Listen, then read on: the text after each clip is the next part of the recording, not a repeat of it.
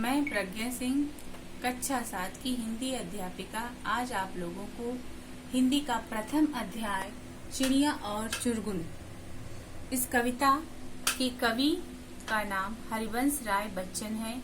कविता में कवि हरिवंश राय बच्चन जी ने चिड़िया और चुरगुन चिड़िया के बच्चे चुरगुन के माध्यम से माँ और बच्चे के बीच अथाह प्रेम को बताने का प्रयास किया है कि माँ को अपने बच्चों की कितनी चिंता रहती है। आइए बच्चों, पहले हम लोग इस कविता के पाठ को पढ़ते हैं, उसके बाद हम आप लोग को इसका अर्थ बताएंगे।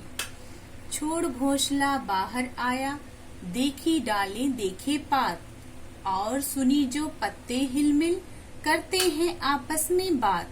माँ क्या मुझको उड़ना आया, नहीं चुरगुन तू भरमाया। डाली से डाली पर पहुँचा, देखी कलियां देखे फूल, ऊपर उठकर फुनगी जानी, नीचे झुककर जाना मूल।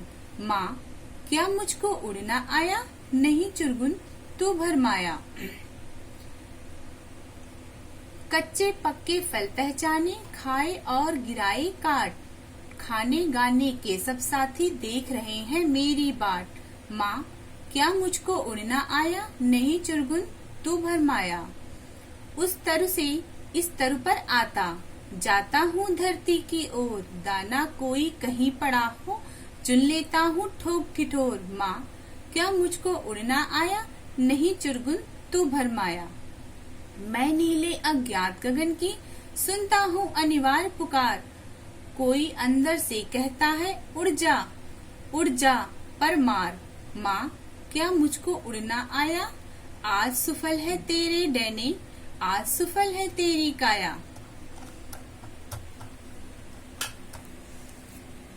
इस कविता में चुरगुन जो चिड़िया का बच्चा है, वह अपनी माँ से तरह तरह की बातें करता है कि माँ मैं पत्ती को देखा, डाली को देखा, पेड़ों की जड़ों में गया और पेड़ों की ऊपरी अग्रज शाखाओं तक उड़ा, कच्चे और पके फलों में अंतर करना जान गया हूँ। क्या माँ मुझको उड़ना आ गया है? तो उसकी माँ उसको कहती है कि नहीं, ये तुम्हारी गलतफहमी है बेटा, अभी तुमको उड़ना नहीं आया है। आइए हम लोग इसका अर्थ बताते हैं। छोड़ घोंसला बाहर आया, देखी डाले देखे पात। चिड़िया का बच्चा चुरगुन घोंसले को छोड़ करके बाहर आया और उसने डाली को देखा, पत्ते को देखे और सुनी पत्ते हिलमिल। पत्ते आपस में हिल रहे थे, उसको ऐसा महसूस हुआ कि मानो पत्ते आपस में बातें कर रहे हैं, और जाकर के वो माँ से झट से कहता है, माँ मुझको उड़ना आया, नहीं चुरगुन तू भरमाया।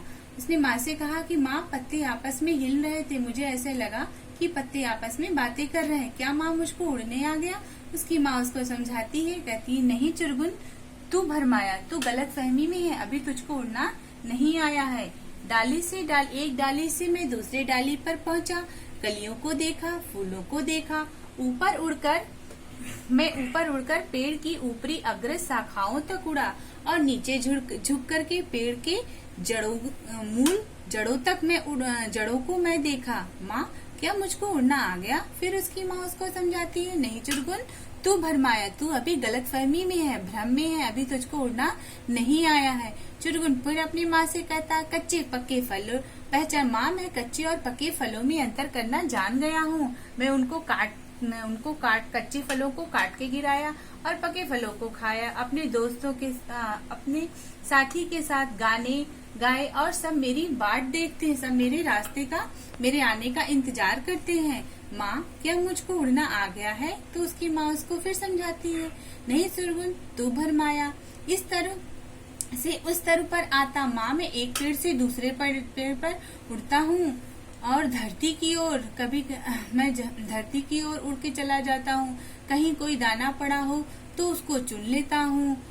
ठोक ठिठोर, मैं दाने को अच्छे से पहचान लेता हूँ कि कौन सा दाना मेरे खाने लायक है और नहीं है।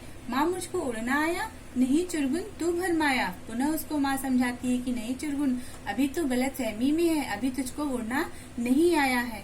मैं नीले अज्ञान गगन की सुनता हूँ अनिवार्य पुकार। माँ, मैं इस विशाल अनंत आसमान की आवाज को सुनता हूँ। मुझे ऐसा महसूस होता है कि यह अनंत आकाश मुझे अपनी तरफ बुला रहा और कह रहा है कि उड़ जा, उड़ जा। माँ, क्या मुझको उड़ना आया? तो उसकी माँ उसको समझाती है, आज सुफल है तेरे डरने। उसकी माँ कहती है कि हाँ बेटे, आज तेरे पंख सुफल हैं, आज सुफल है तेरी काया और तेरा शरीर ये सुफल है। माँ खुश होती है कि मेरे घोंसले से आज मेरे बच्चे को घोंसले से बाहर निकल करके आसमान में उड़ना आ गया है। और माँ अपने बच्चे को यह विश्वास दिलाती है कि बेटा, आज तुम्हें उड़ना आ गया है।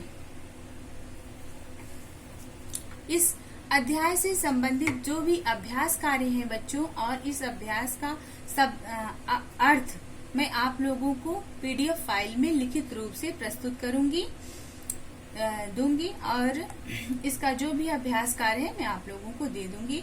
पुनः दूसरे वीडियो में मैं आपको दूसरा अध्याय पढ़ाऊंगी। आज के